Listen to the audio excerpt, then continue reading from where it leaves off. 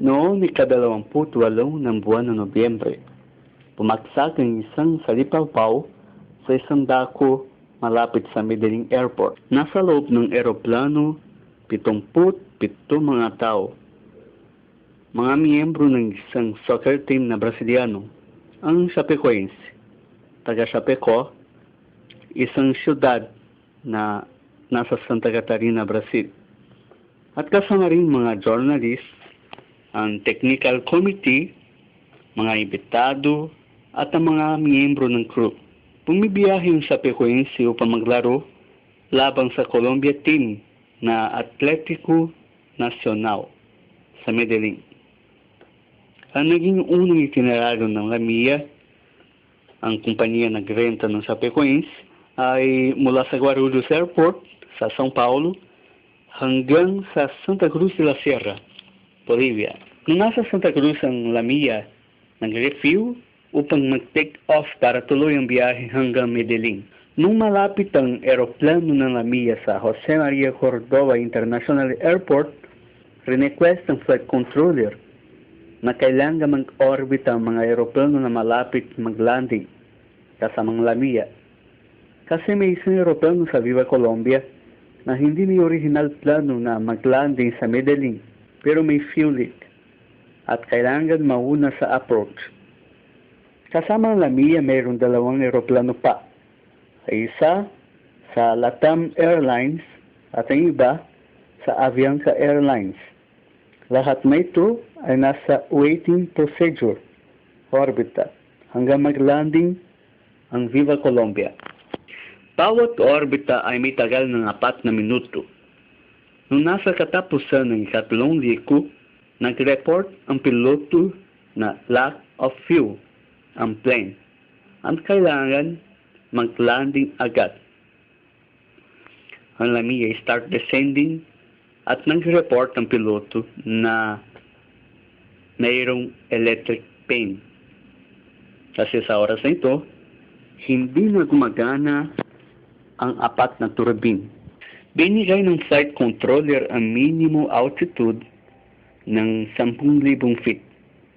Pero ang Lamia ay nasa 9,000 na nung nasimula ang approach sa runway 36 at nag-crash sa isang bundok na may layo ng mga 5 minuto sa runway.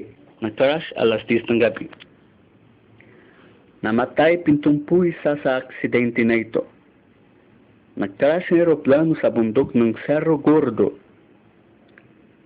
na may speed na 250 km per hour. Pero bakit nangyari ang aksidente na ito?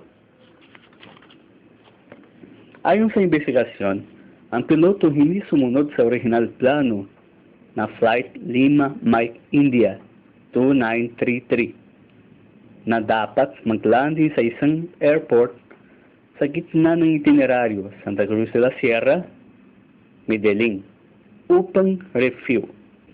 Ang aeroplano ng Lamia, ang Avro RJ-85 na ginawa sa England, may autonomiyan na lumipat hanggang 4 na oras at 30 minuto lamang.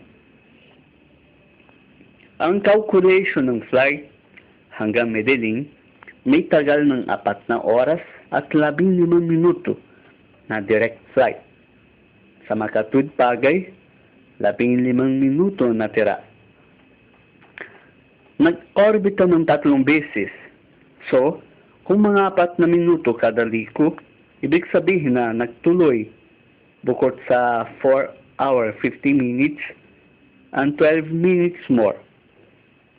Kung nag-request sana ang piloto ng Lamia para mauna sa landing, nagkaroon siya ng posibilidad para makarating sa runway.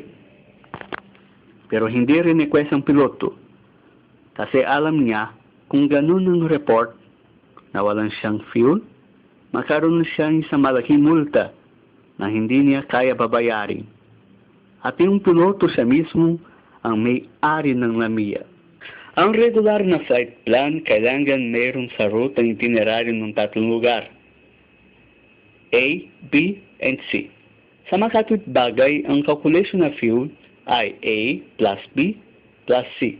At ayon sa regulamentasyon, dapat i-plus sa root ABC ng 30 minutes of fuel. Nangyari ang aksidente dahil hindi sumunod ng piloto ang mga kautusan ukol sa aviation. Maaari kung yung piloto ay siya mismo ang may-ari, gusto niya hindi gagastos na masyado.